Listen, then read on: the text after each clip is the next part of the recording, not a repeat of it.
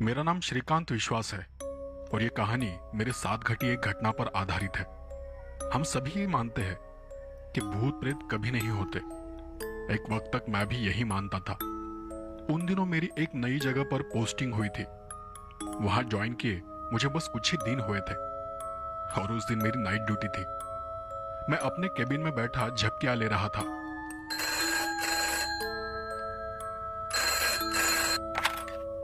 Hello जी, मैं कटनी गांव से बोल रहा हूँ। यहाँ किसी लड़के की मौत हुई है। कटनी में कहाँ पर? जी वहाँ गांव के बाहर जो पुरानी खोटी है ना, वहीं पर। किसकी मौत हुई है? जी इतना तो मुझे भी नहीं पता, बस मुझे आपको खबर करने को कहा गया था, सो कर दी। अच्छा, आपका नाम क्या है? नाम पूछते ही सामने वाले ने धड़ाम से फोन नीचे रख दिया। मेरी नाइट ड्यूटी खत्म होने ही वाली थी और तभी किसी को मरना था। साला नसीब ही खराब है। मैंने कॉल की रिपोर्ट दर्ज कर कागज वही एक ड्यूटी के सिपाही को पकड़ाया और उसे ऊपर के थाने में रिपोर्ट करने को कहा। मैंने वहीं पर लेटे एक हवलदार को जगाया और उसे अपने साथ चलने को कहा। बाहर आया तो याद आया कि मेरी गाड़ी का ऑयल रात में ही खत्म हो गया था, तो मैंने हवलदार को गाड़ी का इंतजाम करने को कहा। अब ये वक्त वो था जब पुलिस वालों के पास बड़ी बड़ी गाड़ियां नहीं हुआ करती थी। कहीं आना जाना हो तो साइकिल से ही काम चलाना पड़ता था। तो हवलदार साइकिल लेकर मेरे सामने आकर खड़ा हो गया। मैं भी चुपचाप जाकर साइकिल पर बैठ गया। कुछ आधे घंटे बाद हम गांव में उस कोठी के पास पहुंचे। मैं दूर खड़े होकर ही हर एक चीज को गौर से देखने लगा। देखा तो घर के बाहर लोगों की भीड़ लगी हुई थी। वही कोठी के पास एक शव पड़ा हुआ था। कोठी का दरवाजा खुला था और कोठी के अंदर कोई औरत थी जो शायद पूजा कर रही थी। उम्र से यही कोई 30 साल की लग रही थी, लेकिन उसके बर्ताव से ये लग रहा था कि उसे इस मौत का कोई दुख, कोई पीड़ा नहीं थी। मतलब साफ था कि ये इस आदमी को जानती नहीं थी। मैं उस औरत को देखता हुआ उस लाश के पास चला गया। वहां गांव के प्रधान और कुछ लोग खड़े थे। मेरे वहां जाते ही सब पीछे हट गए। मैंने लाश के करीब बैठते हुए बारीकी से उसे देखा। लाश का शरीर सीधा था तो उसका सर पूरी तरह से उल्टा घुमा हुआ था। मतलब गर्दन को तोड़कर पूरी तरह से मोड़ा गया था और उसका सर, उसका चेहरा जमीन में धंसा हुआ था। थोड़ी गंदी बदबू भी आ रही थी। पांव पर और छाती पर पंजों के खरोचने के निशान थे। सर के पास, जख्मों पर और शरीर के नीचे के हिस्से के पास बहुत ज्यादा मक्खियां भिनभिना रही थी। मैंने हवलदार को उसे उल्टा करने को कहा तो उसने अपने हाथ के डंडे के सहारे उसे उल्टा करने की कोशिश की, लेकिन वो लाश इतनी भारी हो चुकी थी कि वो जरा भी हिली नहीं। तो मैंने वहीं खड़े एक आदमी से पूछा, कौन है ये? एक आदमी आगे आते हुए बोला, पता नहीं, चेहरा कहाँ देख पाए हैं। जब से आए हैं तब से ऐसा ही उल्टा पड़ा हुआ है। मतलब शरीर सीधा है लेकिन सिर उसका जमीन में धंसा हुआ है। मैंने अपने सर को खुचाते हुए कहा, अच्छा, जाओ कोई चाय का बंदोबस्त करो। वो कहते ही गांव के प्रधान जी आगे आकर खड़े हो गए। अभी कर देते हैं साहब। और उन्होंने अपने पास खड़े अपने ही एक चमचे को इशारे में चाय लाने को कहा। वो भी उनका इशारा समझकर दौड़ता हुआ गांव की तरफ चला गया। मैंने एक गहरी सांस लेते हुए फिर पूछा, क्या यह कोई नहीं जानता कि ये कौन है? तभी वहां कोठी में जो औरत थी वो दरवाजे में आकर खड़ी हो गई। मैंने उसकी तरफ देखा। तब मेरी आंखों में वही सवाल था कि ये मरा हुआ आदमी कौन है। पर वो तो मुझे ऐसे घूर रही थी मानो वो मेरा खून ही कर देगी। मैंने अपना गला साफ करते हुए पूछा,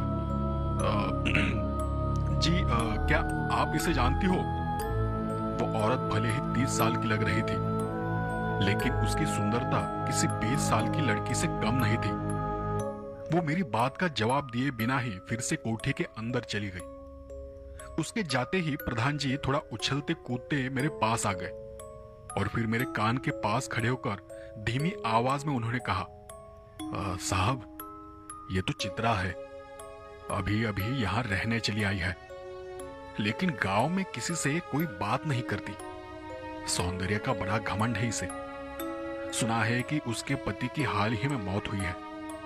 उसके कुछ साल पहले उसके 2 बेटों की भी मौत हो गई थी, किसी हादसे में शायद। मैंने उसे चुप कराने के लिए कहा, इतनी जानकारी ठीक है, बाकी हम निकलवा लेंगे। लेकिन प्रधान जी तो उछल उछल कर बताए जा रहे थे, अरे साहब, आपको नहीं पता इस कोठी के बारे में।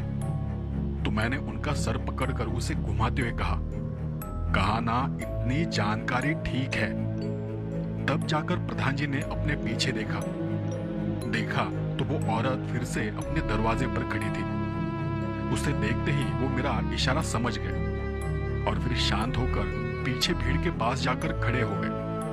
उस औरत ने अपने हाथ की चाय की प्याली रूखेपन से ही मेरी तरफ बढ़ाई। मैंने उसकी आंखों में देखते हुए चाय की प्याली को अपने हाथ में ले लिया।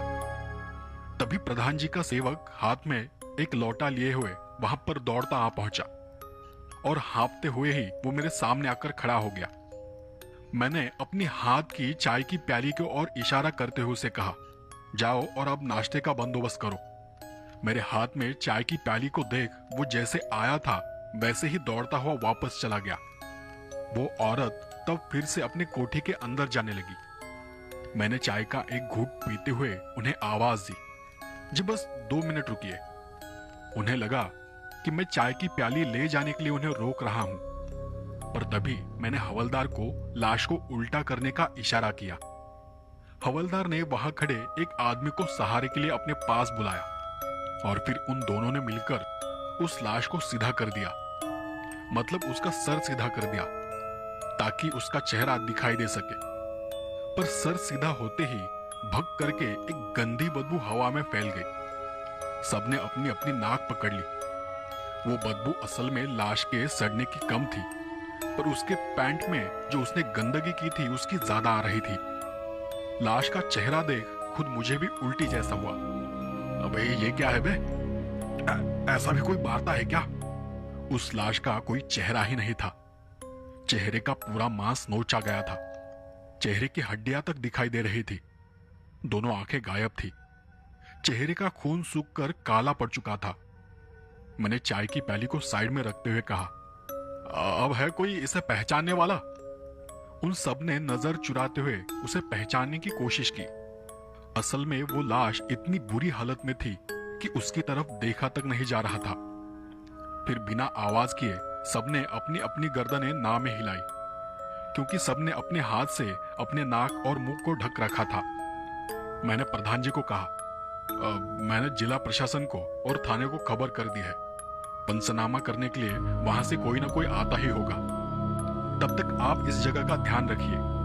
अब हमारी ड्यूटी खत्म हो गई है, हम घर जा रहे हैं। भानु जी, आगे की कार्यवाही आप कर लीजिए। अब आगे की इंक्वायरी लाश के पोस्टमार्टम रिपोर्ट आने के बाद और लाश की पहचान होने के बाद होगी। मैंने हवलदार को कुछ सूचनाएं दी और वहां से निकल पड़ा। असल में मुझे बहुत नींद आ रही थी। मेरे निकलते वक्त प्रधान जी का सेवक फिर से दौड़ा दौड़ा मेरे सामने आकर खड़ा हो गया। मैंने उसे गुस्से से देखते हुए कहा, मुझे तो यही खूनी लगता है, बार बार आने में लेट हो रहा है। मेरी बात सुनते ही वो मेरे सामने गिड़गिड़ाने लगा, साहब मैंने कुछ नहीं किया साहब। उस वक्त मेरा सारा ध्यान उस औरत के चेहरे पर था। असल में मैं ये देखना चाहता था कि मेरी बात का उस पर क्या असर हो रहा है, लेकिन उसके चेहरे की एक रेखा तक नहीं हिली। वो उसी गंभीरता से बिना पल के झपकाए मुझे देख रही थी। मैंने सेवक के हाथ का वो डिब्बा लिया और उसे कहा, अबे गिड़गिड़ाओ मत, मजाक भी नहीं समझते क्या? और मेरी बात सुनकर वो रोते रोते ही हंसने लगा और पीछे चला गया।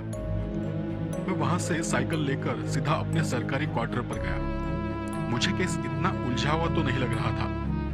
देखो, बात ऐसी है कि गांव इलाकों में ज्यादातर पैसे या फिर जमीन जायदाद के लिए खून होते हैं, और खून भी किसी रिश्तेदार, किसी दोस्त या फिर किसी दुश्मन ने ही किया होता है। ये 150 लोगों के बीच में चोर या खूनी को ढूंढना इतना मुश्किल नहीं होता। तो ऐसे मामलों में खामखा अपना दिमाग लगाना मतलब वक्त जाया करने जैसा है।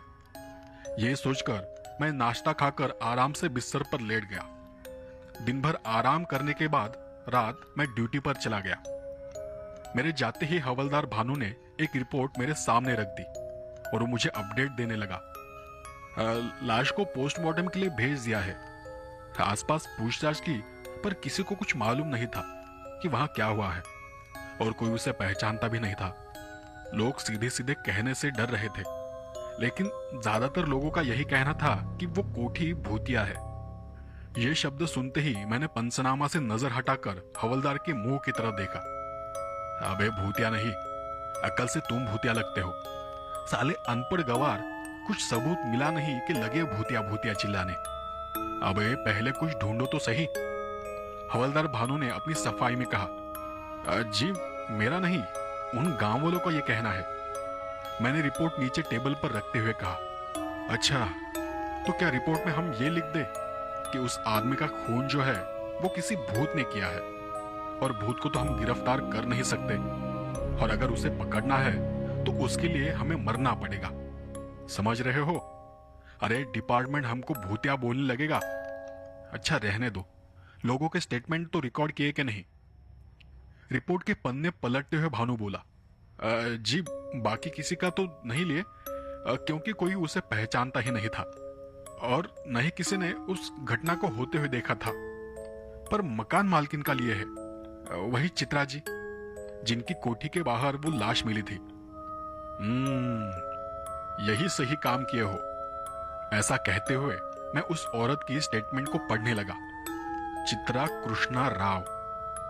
अब मैं पूरा स्टेटमेंट यहां पढ़कर नहीं सुना पाऊंगा, पर उसमें क्या लिखा था वो आपको बताता हूं। बीच रात मुझे घर की माड़ी पर किसी के चिल्लाने की, चीखने की आवाजें सुनाई पड़ी। वक्त यही कोई 1 बजे के करीब का था। उसके बाद कोई तेजी से यहां वहां दौड़ने लगा। फिर कुछ देर बाद सब कुछ एकदम से शांत हो गया, पर मैं वहां अकेली होने के कारण मुझे अपने कमरे से बाहर जाने से डर लग रहा था। इसलिए मैं सुबह होने तक अपने कमरे में ही थी। सुबह जब मैंने उठकर देखा तब मुझे पता चला कि कोठी के बाहर किसी की लाश पड़ी हुई है। मैंने राह चलते एक आदमी को उस लाश के बारे में बताया और उसे ही गांव के सरपंच को खबर करने को कहा। बाकी उसके साथ क्या हुआ था वो मैं बिल्कुल भी नहीं जानती। वो आदमी कौन था, उसकी जान किसने ली है और वो उस रात वहां क्या कर रहा था ये तक मुझे पता नहीं है। उस स्टेटमेंट को पढ़कर मैंने भानु के कंधे को पकड़ते हुए कहा, जैसा सोचा था ना ठीक वैसा ही स्टेटमेंट दिया है। मतलब देखो, जैसे हर पागल कहता है ना कि मैं पागल नहीं हूं, जैसे हर खूनी कहता है कि मैं खूनी नहीं हूं, इस मैडम ने भी ठीक वैसा ही कुछ स्टेटमेंट दिया है। तब भानु ने कहा, साहब ये फाइनल स्टेटमेंट नहीं है, ये तो प्राइमरी स्टेटमेंट है, फाइनल स्टेटमेंट तो आना बाकी है। मैंने भानु के कंधे को हिलाते हुए कहा, भानु जी हमारे मराठी में एक कहावत है, शीतावरून भाताची परीक्षा होती। मतलब जानते हो, चावल पका है कि नहीं ये जानने के लिए पूरे चावल को दबाकर देखने की जरूरत नहीं होती, सिर्फ 1-2 दानों से पता चल जाता है। ठीक उसी तरह एक गलती ही केस को सुलझाने के लिए काफी होती है। हमें अब बस सबूत को ढूंढना है और फिर केस अपने आप बंद हो जाएगा। मुझे उस रात जरा भी नींद नहीं आ रही थी।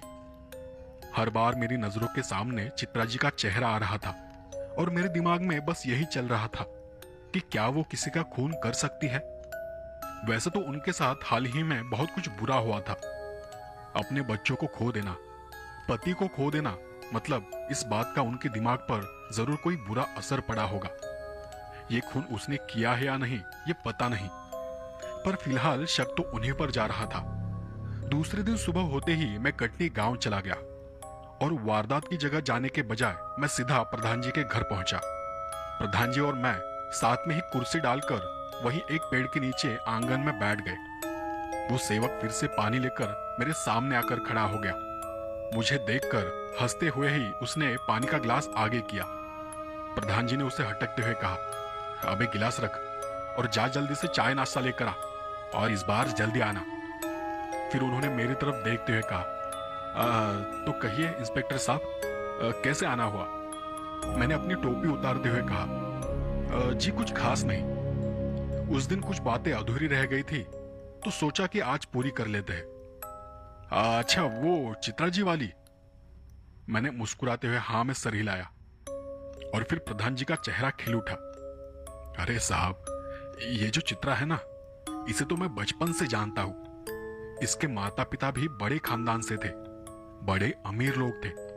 जब ये दोनों छोटी थी ना, तब उन्होंने ही गांव के बाहर ये कोठी बनवाई थी। उनकी बात सुनकर मेरे मन में एक सवाल उभर आया। वो दोनों कौन? दोनों? जी, पिताजी कृष्णाराव और माताजी संध्या। नहीं नहीं, आपने अभी कहा ना वो दोनों छोटी थी तब। ये दोनों छोटी कौन? अच्छा अच्छा, अरे मतलब कृष्णा जी और संध्या जी की दो बेटियां थी। एक का नाम माया था और दूसरी का नाम चित्रा। ये वही चित्रा है, उनकी सबसे छोटी बेटी। माया की तो जवानी में ही मौत हो गई थी। हैरानी की बात तो यह है कि उसकी मौत भी कुछ इस तरह ही हुई थी। उसके भी चेहरे की चमड़ी गायब थी। उसकी मौत को अब कुछ 5 या 6 साल बीत गए होंगे। माया की मौत के कुछ 3-4 महीनों बाद ही उसके माता पिता का भी देहांत हो गया था।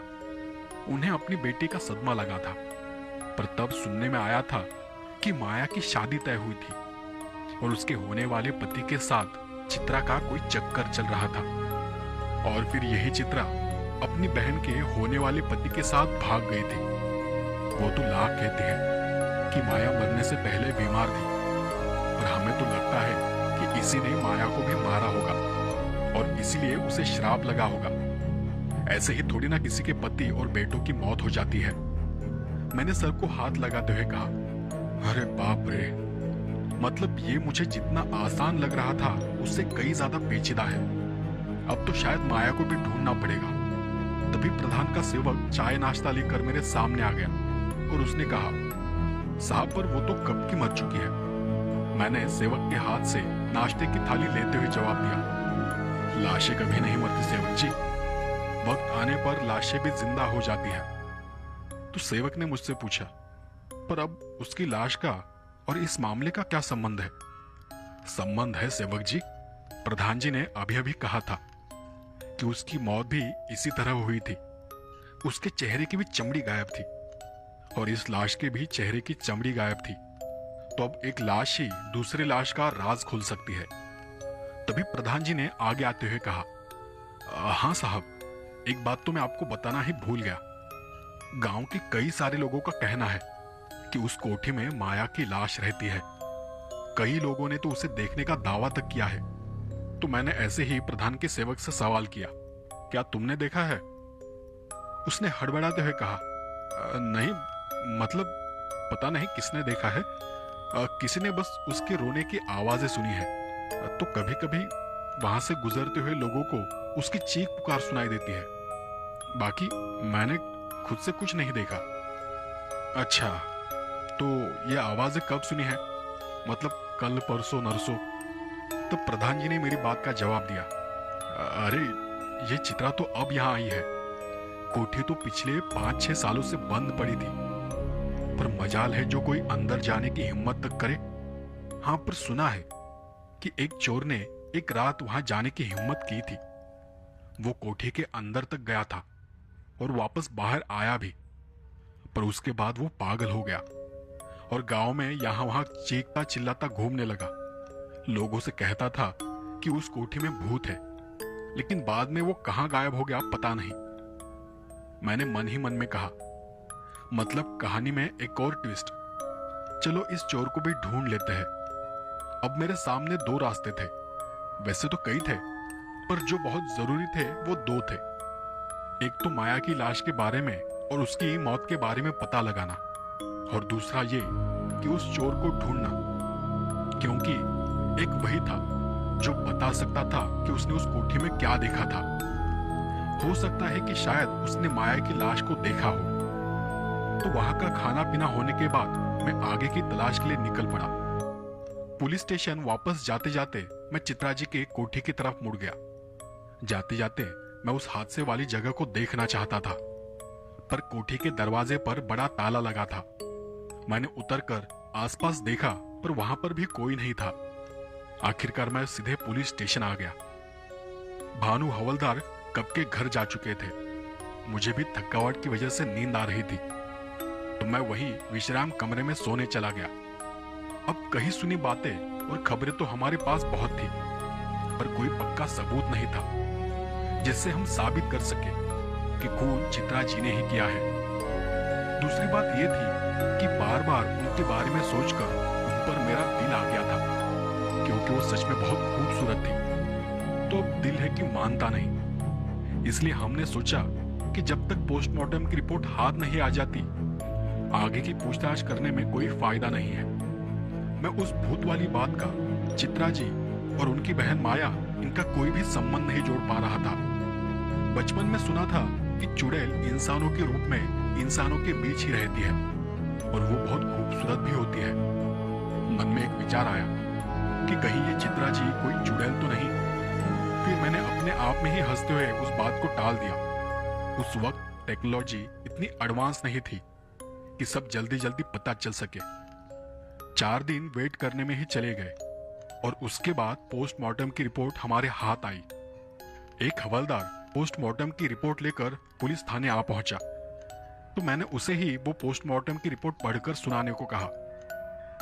पोस्टमार्टम के मुताबिक विक्टिम की मौत हार्ट अटैक से हुई है और उसने खुद ही अपने हाथों के पंजों से अपने चेहरे को और अपने बदन को बेरहमी से नोचा है। उसके हाथों में कुछ कपड़ों के धागे जरूर मिले हैं, लेकिन वो भी किसी आदमी के शर्ट या कपड़े के हैं। उसकी दोनों आंखें उसी के पेट में पाई गई है। मतलब ये कि उस आदमी ने खुद ही अपनी आंखों को निकालकर उन्हें चबाकर निगल लिया था। ये सब सुनने के बाद मुझे फिर से उल्टी जैसा हुआ और मैं उस हवलदार पर चिल्ला उठा, अबे ये क्या है बे? ये कौन सा रिपोर्ट है? साला मौत का कारण बता रहे हो या डरा रहे हो? मेरी आवाज सुनकर हवलदार सहम गया। साहब, रिपोर्ट में तो यही सब लिखा है, मैंने अपने आप को शांत करते हुए कहा। अच्छा ठीक है, रख दो इसे यहीं पर, हमारे भानुजी आएंगे तो देख लेंगे। अच्छा हुआ कि हम नहीं पढ़े, वरना उसी रिपोर्ट पर उल्टी कर देते। उस दिन मुझे वारदात की जगह पर जाना था, लेकिन उसी दिन भानु स्टेशन के किसी काम के सिलसिले में जिले के पुलिस थाने चला गया था। वो दिन भर वापस नहीं लौटा। आखिरकार अंधेरा होने पर मैं अपने घर चला गया। आज भी मेरी नींद की आंख लगी पड़ी थी। साले हम चित्रा जी से मिलने को जितने आतुर हुए जा रहे थे, ये जालिम रिपोर्ट हमें उतना ही उनसे दूर कर रहा था। लेकिन अब जाना तो पड़ेगा, क्योंकि हादसा वारदात की जगह का हमने खुद अब तक मुआयना नहीं किया था। वो पोस्टमार्टम की रिपोर्ट केस से भी ज्यादा पेचीदा थी। उस रिपोर्ट से कुछ भी साबित नहीं हो रहा था कि किसने उस आदमी का इतनी बेरहमी से खून किया होगा, पर कहानी में ट्विस्ट पर ट्विस्ट आ रहे थे। वैसे भी मेरा दिल ये कह रहा था कि चित्रा जी जैसी सुंदर औरत खूनी नहीं हो सकती। इतनी सुंदर औरत कैसे इतनी बेरहमी से किसी का खून कर सकती है? अब तो खुद ही जाकर देखना पड़ेगा। उसके अगले ही दिन मैं भानु को लेकर सीधे चित्रा जी के कोठी जा पहुंचा। मैंने पहले तो बाहर से चारों तरफ से उस कोठी को देख लिया। कोठी पत्थरों से बनी हुई थी, पुराने जमाने की बनावट थी। कोठी के ऊपर भी एक मंजिल थी और शायद वहां एक कमरा भी था। बाकी कोठी की बनावट ऐसी थी कि बाहर से अंदर का कुछ भी दिखाई नहीं दे रहा था। पता नहीं उस वक्त हमारे दिमाग में क्या आया और हमने भानु से पूछा, भानु जी एक बात बताइए, सुना है कि जो चुड़ैलें होती है ना, वो बहुत खूबसूरत होती है, क्या ये सही है? तो भानु ने चलते चलते ही जवाब दिया, हाँ हमने भी सुना है। हम दोनों कोठी का चक्कर लगाकर वापस उस कोठी के दरवाजे के सामने आकर खड़े हो गए और फिर मैंने भानु से पूछा, अरे सुना है ना, तो बताइए ना सच क्या है? तभी अचानक से कोठी का दरवाजा खुल गया और दरवाजा खुलते ही हमें चित्रा जी के सुंदर चेहरे का दर्शन हुआ। उन्हें देखते ही हमारा चेहरा खिल उठा, चेहरे पर मुस्कान फैल गई। पर चित्रा जी ने अपने पुराने अंदाज में ही हमारा स्वागत किया। आइए अंदर आइए, अंदर से भी देख लीजिए। मैंने भानु की तरफ देखते हुए चित्रा जी से सवाल किया, जी आपको कैसे पता कि हम कोठी देखने आए हैं? चित्रा जी ने अंदर जाते हुए कहा, हमारी कोठी में हर मकान में, हर कमरे की दीवारों में एक तरह का सुराग बना हुआ है जिनका मुंह नीचे की तरफ है। तो मैं किसी भी कमरे में हूँ और अगर कोई अनजान आदमी बाहर घूम रहा होगा तो हमें आसानी से नजर आ जाता है। हाँ, अच्छा मतलब आपने हमें बाहर से चक्कर काटते हुए देख लिया था? उन्होंने फिर ठंडी आवाज में जवाब दिया। जी नहीं। उनका जवाब सुनकर मैं फिर से हैरान हो गया और सोचने लगा कि कहीं ये मकान सच में भूतिया तो नहीं। तब चित्रा जी ने आगे कहा, आप जो बाहर इतनी ऊंची आवाज में बात कर रहे थे ना, उसे सुनकर हमें पता चला कि आप आए हैं। तो फिर मैंने मुस्कुराते हुए कहा, हाँ, मतलब पुलिस की तरह आप भी टैलेंट रखती हो। चलो अच्छा है, हमें तो बस थोड़ी पूछताछ करनी थी और बस उस वारदात वाली जगह को देखना था जहां से आपने वो चीखने की, चिल्लाने की आवाजें सुनी थी। मेरी बात सुनकर चित्रा जी ने मुझे पत्थरों से बनी एक सीढ़ी की तरफ इशारा किया। यहाँ ऊपर माड़ी पर आइए। हम उनके पीछे पीछे उस सीढ़ी को चढ़ने लगे। ऊपर जाते जाते मैंने उनसे पूछा, आपका कमरा कहाँ है? नीचे है, मैं ज्यादातर नीचे ही रहती हूँ। ऊपर नहीं आती? अच्छा। ऊपर चढ़ते चढ़ते मैं नीचे के कमरों को, नीचे की जगह को देख रहा था। नीचे बीचों बीच एक खुला बड़ा आंगन था और उसके आसपास चारों तरफ 5 कमरे थे। 2 कमरे दाईं तरफ थे और 2 कमरे बाईं तरफ थे और एक कमरा आंगन से सीधे सामने की तरफ था। आपके पिताजी ने बहुत ही बढ़िया कोठी बनाई है। बड़ा आंगन, बड़े कमरे, सब कैसे खुला खुला है ना। तब चित्रा जी ने वहीं से एक चाबी उठाते हुए कहा, बचपन में हम बहनें यही इसी आंगन में खेला करते थे। बाबा ने हमारी सुरक्षा के लिए ही ऐसा मकान बनवाया था। हम जब ऊपर गए तो देखा कि ऊपर भी एक कमरा था जिस पर एक बड़ा सा ताला लगा था। मकान की हालत देख लग रहा था कि वो कई सालों से बंद पड़ा है, पर उस पर जो ताला था वो ज्यादा पुराना नहीं था। मैंने उस ताले को छूकर देखा। तभी चित्रा जी ने कहा, मैं जानती हूं कि आप क्या सोच रहे हो कि मकान तो सालों से बंद पड़ा है, पर यह ताला नया कैसे? तो उस रात जो कोई यहां आया था उसने इस कमरे के ताले को तोड़ा था, जो कि आपके लोगों ने सबूत के तौर पर जब्त कर लिया है। और यह कमरा मेरी बड़ी बहन का है। उसके गुजर जाने के बाद से यह कमरा बंद है। यहां उसकी यादों की सिवाय कुछ भी नहीं है। चित्रा जी का जवाब सुनकर मैं तो चौंक गया। वो जितनी खूबसूरत थी उतनी ही होशियार थी, पर उनकी बहन के बारे में सुनकर मैंने भी उन्हें ये जताने की कोशिश की कि मैं भी आपकी तरह होशियार हूं। और फिर मैंने उनसे कहा, हाँ जानता हूं आपकी बहन के बारे में। माया नाम था ना उनका? तो चित्रा जी ने उतने ही ठंडे स्वर में जवाब दिया, नहीं, छाया था। छाया हम तीनों में सबसे बड़ी थी। उसकी बात सुनकर मेरा दिमाग चकरा गया, क्योंकि प्रधान जी ने तो कहा था कि वो 2 बहनें हैं, चित्रा और माया। ये तो 3 बता रही है, चित्रा, माया और छाया। अगर ऐसा ही चलता रहा तो शायद मैं भी उस चोर की तरह पागल हो जाऊंगा। तब चित्रा जी ने आगे कहा, आप आगे कुछ पूछो, उससे पहले मैं फिर से आपको बता देना चाहती हूँ। मैं चित्रा हूँ। मेरी 2 बड़ी बहनें थी, मुझसे बड़ी माया और उससे बड़ी छाया थी। छाया जब 30 साल की थी तब उसने आत्महत्या कर ली थी। उसकी मौत के 3-4 महीने में ही हमारे माता पिता भी सदमे के चलते गुजर गए। मेरी बड़ी बहन धीरे धीरे पागल हो गई। एक दिन उसकी भी मौत हो गई और फिर मैं इस कोठी को छोड़कर चली गई। मैंने उस वक्त ठीक से चित्रा जी के चेहरे को देखा था। इस बात को कहते वक्त उसके चेहरे पर जरा भी दुख, जरा भी दर्द नहीं था। ये सब कुछ वो किसी मुर्दे की तरह बता रही थी। इसलिए मैंने आगे पूछा, और उसके बाद आपके 2 बेटों और पति की मौत हो गई, है ना? मेरी वो बात सुनते ही टक से उसकी आंखों में आंसू आ गए। मैंने बात को आगे बढ़ाते हुए पूछा, आपको ये अजीब नहीं लगता कि आपके घर में एक के बाद एक मौतें हो रही है, जैसे आपके घर को किसी का श्राप लगा हो? चित्रा जी ने अपने आंसुओं को पोंछते हुए उसी रूखेपन से जवाब दिया, आपको और कुछ पूछना है तो पूछ सकते हैं, लेकिन सिर्फ खून के बारे में। और कोठी की जांच करना चाहते हो तो वो भी कर सकते हो। इतना कहकर वो मेरे हाथ में चाबी थमाकर नीचे चली गई। मैं चित्रा जी को नीचे जाते हुए देख रहा था, तो तब भानु मुझे देख रहा था। फिर मैंने भानु को देख चाबी उसके हाथ में थमाते हुए कहा, खोलो यार दरवाजा, आए हैं तो देख भी लेते हैं। हमने उस जगह की अच्छी तरह से छानबीन की। वैसे उस कमरे में देखने लायक या जांच करने लायक कुछ भी नहीं था। एक पुरानी लकड़ी की खाट थी, एक छोटी अलमारी थी, सामने दीवार पर एक आईना लगा था और फर्श पर कुछ बर्तन यहां वहां बिखरे पड़े थे। एक दो कटोरी, एक दो ग्लास और एक थाली। कुछ घसीटने के निशान थे जो कि ताजा लग रहे थे, बाकी कुछ भी नया नहीं था।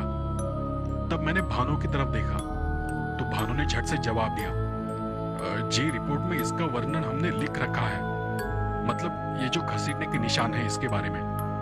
बाहर एक कोने में झूला भी है, वो भी लिखा है। मैंने उस कमरे से बाहर जाकर देखा, वहां एक लोहे का पुराना झूला था जिसे जंग लगा था। ऊपर की जांच कर हम वापस नीचे आ गए। चित्रा जी तब तक हमारे लिए चाय बनाकर लाई थी। हम वही बैठकर चाय पीते हुए उन्हें घूर रहे थे। शायद उन्हें भी ये पता था कि हम उन्हें देख रहे हैं, इसलिए वो बार बार अपनी नजर चुरा रही थी। अच्छा, तो आपने सिर्फ चीखें सुनी थी, मतलब आवाजें सुनी थी, बाकी आपने कुछ देखा नहीं है, बराबर? जी मैंने आपको पहले ही बता दिया था, मैं यहाँ अकेली रहती हूँ और मुझे यहाँ आए बस कुछ ही दिन हुए हैं। पहले ही मैं घर के हालातों के चलते डरी हुई थी, इसलिए मैं अंधेरे में कमरे से बाहर नहीं गई। पर अब तक इतनी मौतें देख चुकी हूँ कि सुबह जब मैंने उस आदमी की लाश देखी तो मुझे जरा भी डर नहीं लगा, न कुछ महसूस हुआ। हाँ, अच्छा ठीक है। ऐसा कहते हुए मैंने चाय खत्म की और भानु से कहा, हाँ क्या तुम्हें कुछ पूछना है? भानु को अंदाजा नहीं था कि मैं ऐसा कुछ बोल पड़ूंगा, तो वो हड़बड़ा कर बोला, जी सर, आप ऐसा नहीं, कुछ नहीं। मैं प्याली नीचे रखते हुए उठकर खड़ा हो गया। अच्छा चलो चलते हैं, जरूरत पड़ी तो पूछताछ के लिए फिर से आना पड़ेगा। चित्रा जी ने सिर्फ अपनी गर्दन हिलाकर ठीक है कहा। हम दोनों भी उस कोठी से बाहर निकल पड़े। पर यह कहानी कदम कदम पर मुझे एक अलग ही मोड़ पर लाकर खड़ा कर रही थी। पहले तो इस औरत का अचानक से यहां आ जाना, उसके आने के कुछ दिन बाद ही किसी की मौत हो जाना, इसके घर वालों की एक के बाद एक मौत होना, प्रधान जी का यह बताना कि इसकी 2 बहनें थी और चित्रा जी का यह कहना कि वो 3 थी। मतलब दोनों में से कोई एक झूठ बोल रहा था। पर साला ये जिसकी मौत हुई थी वो कौन था? मतलब जिसकी मौत हुई है उसके बारे में अब तक तो हमें कोई भी सबूत नहीं मिला था। वो कौन है और क्या है अभी तक कुछ पता नहीं था, और केस तो किसी दूसरी ही तरफ जा रहा था। मैंने चलते चलते ही भानु जी से कहा, भानु जी, इस गांव में कोई भी लापता नहीं है। मतलब जो मरा है वो इस गांव का नहीं हो सकता।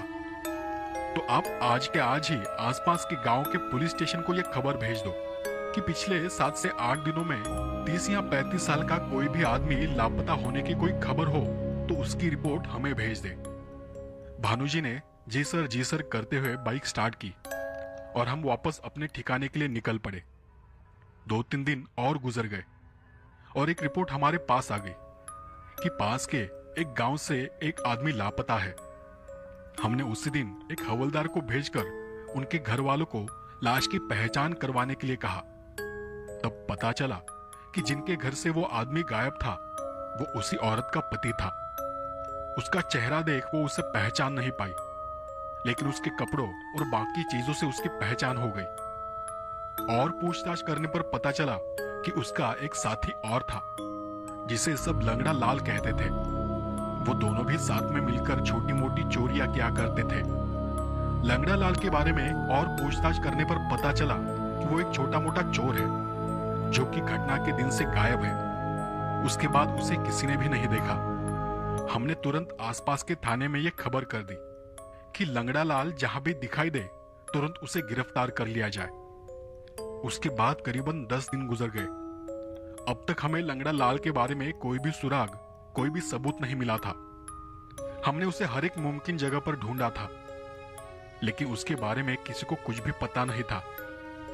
पता नहीं कि उसे आसमान निगल गया था या जमीन खा गई थी। तंग आकर मैंने उस दिन सुबह ड्यूटी पर जाते ही छुट्टी की अर्जी डाल दी और भानु से कहा, कुछ दिन के लिए मैं छुट्टी पर जा रहा हूँ। लंगड़ा लाल कहीं भी दिखाई दे या उसकी कोई भी खबर मिले तो उसे पकड़कर मुझे खबर कर देना, मैं तुरंत यहाँ आ जाऊंगा। तभी प्रधान जी का सेवक दौड़ता ही वहां आ गया। उसे देखते ही मैंने कहा, अबे इस साले को अंदर डालो बे, ये हमेशा भागता रहता है। उसने हाथ जोड़ते हुए कहा, अरे साहब, प्रधान जी ने भेजा है, उनके बेटे की शादी है ना आज, तो वो आपको न्योता देना भूल गए थे, इसलिए उन्होंने मुझे भेजा है। तो मैंने उसे टालते हुए कहा, अबे हमें क्यों बुला रहे हो, हम कौन सा उनके रिश्तेदार लगते हैं। तभी भानु ने मुस्कुराते हुए कहा, अरे साहब, बुला रहे हैं तो हो लीजिए, इसी बहाने मिलना जुलना भी हो जाएगा। मैं समझ गया कि भानु किससे मिलने जुलने की बात कर रहा था, तो मैंने उस सेवक को देखते हुए कहा, समझ रहे हो। उसने अपना सर ना में हिलाया। अच्छा चलो निकलो, हम शाम को आते हैं ड्यूटी खत्म करके।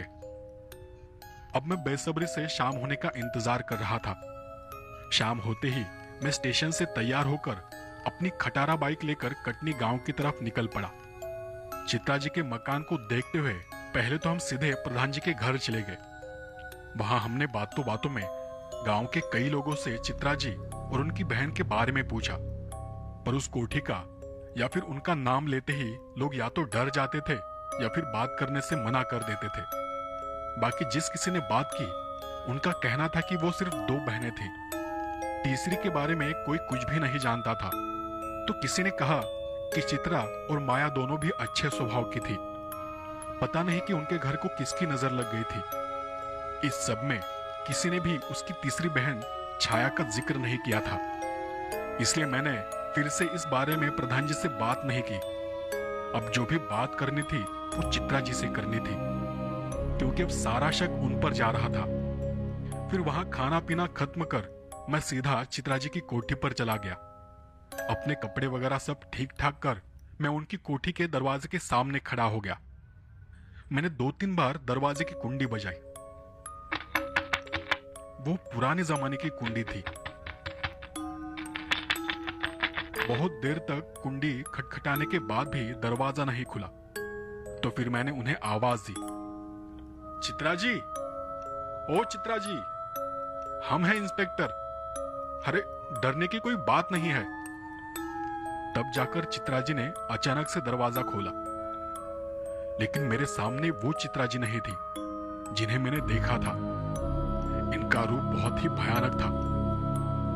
उनका वो रूप देखकर मैं डर गया और थोड़ा पीछे हट गया। बड़ी बड़ी आंखें, चेहरे पर माथे पर कुमकुम भरा पड़ा था। उनका चेहरा पूरा लाल हो रखा था। पता नहीं कि माथे से लाल लाल पसीना टपक रहा था या वो खून था। सांस तो ऐसे चल रही थी जैसे कहीं से दौड़ कर आई हो। बाल खुले और बिखरे थे। सुना था कि सुंदर औरतें चुड़ैल से कम नहीं होती, और आज शायद मैं उसका असली रूप देख रहा था। मैंने पीछे हटते हुए हड़बड़ाते हुए ही कहा, जी वो आपको बस ये बताने आया था कि खूनी का पता लग चुका है। अब चिंता करने की कोई बात नहीं है, हम जल्द ही उसे पकड़ लेंगे। चित्रा जी ने उस भयानक अवतार में मुझ पर चिल्लाते हुए कहा, हो गया, अब जाओ यहां से, तुम कभी उसे पकड़ नहीं पाओगे, कभी नहीं, चले जाओ यहां से।